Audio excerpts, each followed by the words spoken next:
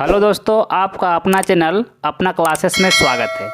दोस्तों, आज हम लोग देखने वाले हैं बीएड एंट्रेंस एग्ज़ाम जो 2019 में हुआ था, उसका आज हम लोग हिंदी पार्ट को देखेंगे कि हिंदी में क्या पूछा गया था। जो आपका 2019 में एग्ज़ाम हुआ था बीएड एंट्रेंस एग्ज़ाम, उसमें कैसा कैसा प्रश्न पूछा गया था। ठीक है, सारा हिंदी के प्रश्न को आज हम लोग देखेंगे। तो देखिए, जो पहला प्रश्न पूछा गया था वो पूछा गया था कि सूत शब्द को स्त्रीवाचक बनाने के लिए किस प्रत्यय का प्रयोग करते हैं। ठीक है, आपको बताना है कि सूत जो शब्द है उसको स्त्रीवाचक में आपको चेंज करना है। ठीक है, तो आपको किस प्रत्यय का प्रयोग करना होगा। तो दोस्तों याद रखना है, आपको आ प्रत्यय का प्रयोग करना होगा, यानी ऑप्शन जो डी होगा इसका ये राइट आंसर होगा। ठीक है, चलिए दूसरा नंबर जो प्रश्न है वो बोल रहा है कि नाक का बाल होना मुहावरे का अर्थ है। आपको बताना है कि नाक का बाल होना मुहावरे का अर्थ क्या है। पहला ऑप्शन दिया हुआ है अधिक समीप होना, दूसरा दिया है कष्ट देना, तीसरा है अधिक प्रिय होना और चौथा है पालतू होना। दोस्तों याद रखना है, नाक का बाल होना इसका मतलब अधिक प्रिय हो जाना, किसी का अधिक प्रिय हो जाना, यानी ऑप्शन सी इसका सही जवाब हो जाएगा। दोस्तों आपको वीडियो को बहुत ही ध्यान से देखना है ताकि आपको बार बार देखने का जरूरत नहीं पड़ेगा। ठीक है, चलिए अगला जो प्रश्न है, तीसरा नंबर प्रश्न है अश्व का पर्यायवाची शब्द निम्नलिखित में से कौन सा नहीं है। ठीक है, यहाँ जो ऑप्शन दिया हुआ है चार ऑप्शन, इसमें से कौन नहीं है अश्व का पर्यायवाची शब्द। पहला ऑप्शन दिया हुआ है घोड़ा, दूसरा दिया हुआ है घोटक, तीसरा दिया है कटक और डीम दिया है हाय। तो दोस्तों याद रखना है, इसका सही जवाब हो जाएगा कटक, है ना, कटक हो जाएगा, यानी ऑप्शन सी इसका सही जवाब हो जाएगा। चलिए नेक्स्ट जो प्रश्न है चार नंबर प्रश्न में क्या बोल रहा है कि जो एक स्थान पर टिककर नहीं रहता, वाइट के लिए एक शब्द कौन सा है जो एक स्थान पर टिककर नहीं रहता है। ठीक है, उसको हम दूसरे शब्द में क्या कहेंगे ये आपको बताना है। तो यहाँ पर पहला ऑप्शन दिया हुआ है अस्थिर, दूसरा दिया हुआ है अडिग, तीसरा दिया है यायावर और चौथा दिया हुआ है गतिशील। तो दोस्तों याद रखना है, उसको हम लोग यायावर कहते हैं, यानी ऑप्शन जो सी है इसका सही जवाब हो जाएगा, है ना, ऑप्शन सी। चलिए नेक्स्ट प्रश्न, पाँच नंबर प्रश्न देखिए क्या बोल रहा है कि बुंदेले हर बोलो के मुँह हमने सुनी कहानी थी, हाँ खूब लड़ी मर्दानी वह तो झांसी वाली रानी थी, प्रस्तुत पंक्तियों के रचयिता कौन है। ये जो लिखा हुआ है, ठीक है, इसको कौन लिखा है उसको आपको बताना है। ठीक है, पहला ऑप्शन दिया हुआ है माखनलाल चतुर्वेदी, दूसरा दिया हुआ है सुभद्रा कुमारी चौहान, तीसरा दिया हुआ है सोहनलाल द्विवेदी और डीम दिया हुआ है राम नरेश त्रिपाठी। तो आपको बताना है कि ये जो लाइन लिखा है यहाँ पर ये कौन लिखा है। दोस्तों याद रखना है, इसको सुभद्रा कुमारी चौहान ने लिखा है। ठीक है, यानी ये लिखी है। ठीक है, यानी ऑप्शन बी इसका सही जवाब हो जाएगा। चलिए अगला प्रश्न, छह नंबर प्रश्न है कि समास का अर्थ है, बताना है कि समास का अर्थ क्या होता है। तो हम लोग जानते हैं दोस्तों कि समास का मतलब ही होता है संक्षेप, यानी छोटा में उसको बोलना, उसे हम लोग समास कहते हैं, यानी ऑप्शन ए इसका सही जवाब हो जाएगा। ठीक है, आई होप कि आपको समझ में आता होगा। प्रीवियस ईयर प्रश्न करने से आपको ये फायदा होता है कि आपको ये पता चलेगा कि कौन सा टॉपिक से ज़्यादा प्रश्न का पूछा जा रहा है। ठीक है, तो आपको दोस्तों प्रीवियस ईयर का जितना भी आपको प्रश्न मिले आपको सारा को कर लेना है, और हम जितना भी हो पाएगा इस चैनल में आपको हम देने का प्रयास करेंगे। ठीक है, इसीलिए आप मेरे चैनल को जरूर सब्सक्राइब कर लेंगे। ठीक है, ताकि आने वाला वीडियो का नोटिफिकेशन आप तक पहुंच सके। ठीक है, चलिए सात नंबर जो प्रश्न है क्या बोल रहा है। सात नंबर प्रश्न बोल रहा है कि प्रमुख भाषाई कौशल के अंतर्गत इनमें से कौन सा या कौन एक नहीं आता है।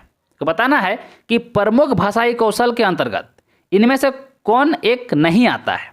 ठीक है, जो नहीं आता है आपको उसको बताना है। दोस्तों यहाँ पर जो पहला ऑप्शन दिया हुआ है वो सुनना, दूसरा दिया है बोलना, तीसरा दिया है हंसना और चौथा में दिया है लिखना। तो दोस्तों इसका जो सही जवाब हो जाएगा वो होगा हंसना। हंसना जो है वो प्रमुख भाषाई कौशल के अंतर्गत नहीं आता है, यानी ऑप्शन जो सी है इसका सही जवाब हो जाएगा। ठीक है, चलिए 8 नंबर प्रश्न देखिए क्या बोल रहा है कि हिंदी दिवस कब मनाया जाता है। पहला ऑप्शन दिया हुआ है 14 सितंबर को, दूसरा दिया है 5 सितंबर को, तीसरा में दिया हुआ है 2 अक्टूबर को और डी में दिया है चौथा में दिया है 26 जनवरी को। तो दोस्तों याद रखना है जो हिंदी दिवस है वो मनाया जाता है 14 सितंबर को, यानी ऑप्शन ए इसका सही जवाब हो जाएगा। ठीक है, ये तो हर किसी को पता होगा। 9 नंबर प्रश्न देखिए क्या बोल रहा है। बोल रहा है निम्न में से किस वाक्य में विशेषण का प्रयोग हुआ है, यानी कौन सा यहाँ पर वाक्य है 4 वाक्य में जिसमें विशेषता को बताया गया है। ठीक है, यानी उसके गुण को बताया गया है। पहला ऑप्शन दिया हुआ है राम जाता है, दूसरा दिया हुआ है सीता फल खाती है, तीसरा दिया है मेरी गाय काली है, चौथा दिया हुआ है जल्दी उठना स्वस्थ वृद्ध होता है, यानी जल्दी उठने से क्या होता है कि आदमी स्वस्थ रहता है। ठीक है, तो दोस्तों आपको याद रखना है इसका सही जवाब हो जाएगा वो मेरी गाय काली है, यानी गाय किस तरह है तो गाय काली है, यानी गाय की विशेषता को बता रहा है कि जो गाय वो काली है। ठीक है, चलिए अगला प्रश्न। आप वीडियो देखने के बाद खुद अंदाज़ा लगा सकते हैं कि किस तरह का प्रश्न बीएड इंट्रेंस एग्जाम में पूछा जाता है। ठीक है, और दोस्तों इस चैनल में हम पूरा जो बीएड इंट्रेंस एग्जाम का तैयारी कराने वाले हैं। अगला जो प्रश्न है 10 नंबर प्रश्न क्या है देखिए, किस शब्द में अधिकरण कारक का प्रयोग होता है। ठीक है, यहाँ पर जो शब्द दिया हुआ है उसमें से कौन सा शब्द है जिसमें अधिकरण कारक का प्रयोग हुआ है। ठीक है, तो दोस्तों याद रखना है यहाँ पर जो ऑप्शन दिया हुआ है उसमें से सही जवाब हो जाएगा वाहना रूढ़, यानी ऑप्शन ए इसका सही जवाब हो जाएगा। अगला प्रश्न 11 नंबर प्रश्न है किस रस के रसराज कहा जाता है। ठीक है, बोल रहा है किस रस के रसराज कहा जाता है। पहला ऑप्शन दिया हुआ है श्रृंगार रस, दूसरा दिया है वीर रस, तीसरा दिया है हास्य रस, चौथा दिया है इनमें से कोई नहीं। तो दोस्तों याद रखना है श्रृंगार रस को हम लोग राज रस भी कहते हैं, यानी ऑप्शन ए इसका सही जवाब हो जाएगा। 12 नंबर प्रश्न क्या बोल रहा है। 12 नंबर प्रश्न बोल रहा है कि घनानंद को किस युग का कवि माना जाता है। जो घनानंद है उनको किस युग का कवि माना जाता है। पहला ऑप्शन दिया हुआ है आदिकाल, दूसरा दिया हुआ है भक्ति काल, तीसरा दिया हुआ है रीति काल, चौथा दिया है भारतेंदु काल। तो दोस्तों याद रखना है उनको रीति काल का युग का मतलब कवि माना जाता है, यानी ऑप्शन सी इसका सही जवाब हो जाएगा। अगला प्रश्न अगला है 13 नंबर प्रश्न क्या बोल रहा है निम्नलिखित में से शुद्ध वर्तनी वाला शब्द है। यहाँ पर 4 ऑप्शन दिया हुआ है, उसमें बताना है कि शुद्ध कौन लिखा हुआ है, यानी सही कौन लिखा हुआ है। चारों में आपको आशीर्वाद नजर आता होगा। ठीक है, चारों आशीर्वाद लिखा हुआ है, लेकिन सही कौन लिखा हुआ है, तो सही कौन वाला है आपको ये चुन के बताना है। तो दोस्तों यहाँ पर 4 ऑप्शन दिया हुआ है, उसमें से जो सही लिखा हुआ है वो है ऑप्शन सी वाला है। ये वाला जो आशीर्वाद है ये सही लिखा हुआ है। ठीक है, चलिए जो 14 नंबर प्रश्न है क्या बोल रहा है को में किस कारक चिन्ह का बोध होता है, यानी को में किस कारक चिन्ह का बोध होता है। पहला ऑप्शन दिया हुआ है कर्म कारक, दूसरा दिया हुआ है करण कारक, तीसरा दिया हुआ है संप्रदान कारक, चौथा दिया हुआ है अधिकरण कारक। दोस्तों याद रखना है को कर्म कारक चिन्ह का बोध होता है ना, यानी ऑप्शन ए इसका सही जवाब हो जाएगा। ठीक है, चलिए अगला प्रश्न है बिहारी के प्रसिद्ध है। यहाँ पर 4 ऑप्शन दिया हुआ है कविता, सवैया, पद, दोहा। दोस्तों याद रखना है बिहारी के प्रसिद्ध है दोहा, है ना, दोहा जो हो बिहारी के प्रसिद्ध है। तो दोस्तों मैं उम्मीद करूँगा कि आपको ये जो 15 प्रश्न आपके एग्जाम में पूछा गया था, यानी 2019 के एग्जाम में बीएड इंट्रेंस में आपको सारा प्रश्न आपको समझ में आ गया होगा।